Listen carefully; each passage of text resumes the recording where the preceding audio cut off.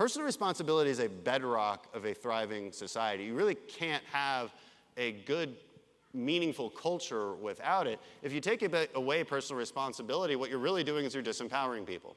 If you're telling people that they don't have to be responsible for themselves, then by nature, they can therefore believe that somebody else should be responsible for them. They are no longer empowered. They no longer have incentive. You are creating a situation where society will therefore crumble.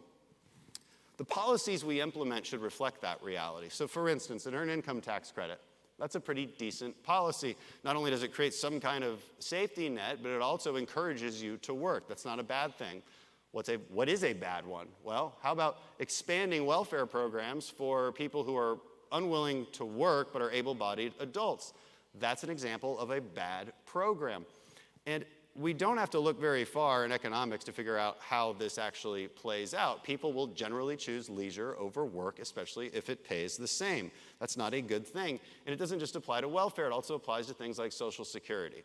If we've been telling Americans for decades that the government will take care of their retirement, then we shouldn't be surprised that our savings in this country is dismal, because government said we would take care of it for you so you don't have to worry about it. And now we haven't saved enough, and now we're expanding these programs in unsustainable ways, and our generation is going to have to pay for it. It's inherently immoral.